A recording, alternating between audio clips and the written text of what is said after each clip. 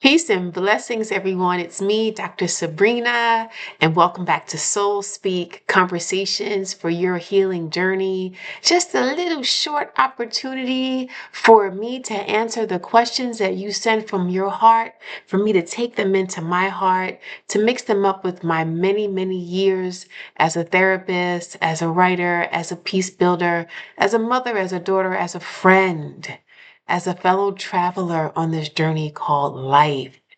And today's question is a short one, but it has a lot of power. It's from TK, and she says, "Dear Dr. Sabrina, after listening to you, I realized that I also need to see someone. What do you recommend I look for when I search for a therapist?" Oh, TK. Let me just tell you something. I begin with the philosophy that psychotherapy is an act of love. Do you hear me, TK? Psychotherapy is an act of love. It is you feeling like you need more love, you realizing that there's a misunderstanding about love, you recognizing that there's a piece in your heart that needs repair.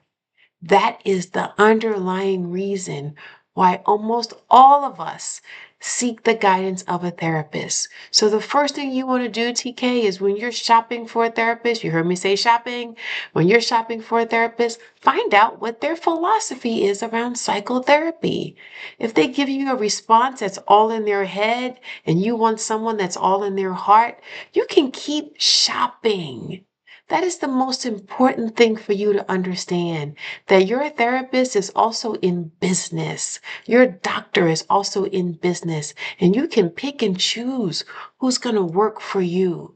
Find out what their background is. The philosophy is important, but then find out what kind of training have they had. What kind of people do they specialize in working with? Every single therapist is not going to fit every single challenge or issue. If you're struggling with the loss of a child, for example, which is very strong, you want to ask your therapist whether they have any experience working with grieving parents. You don't have to pick the first one that answers the phone. You have a right to sit and find out, what does this person feel like? How does it feel to talk to them? What are their roots? Like, where do they come from? How will they know anything about me and my issue?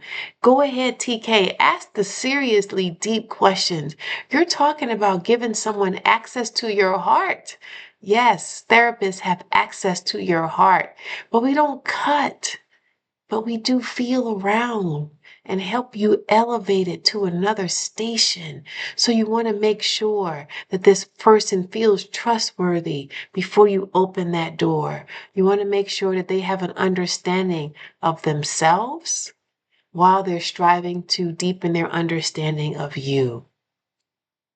And that leads me to the final thing is, whoever you choose, TK, I want to make sure that you understand that there will be a learning curve.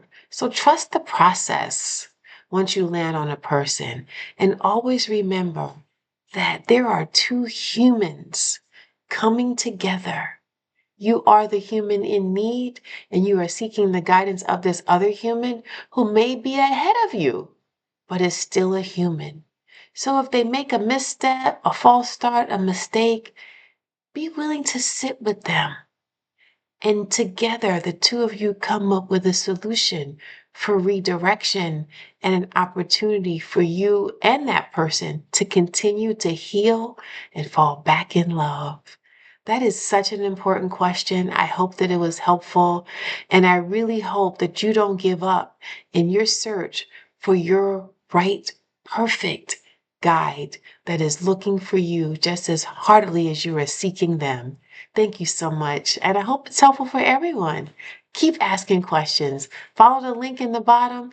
Come talk to me. I look forward to serving you. Peace and blessings.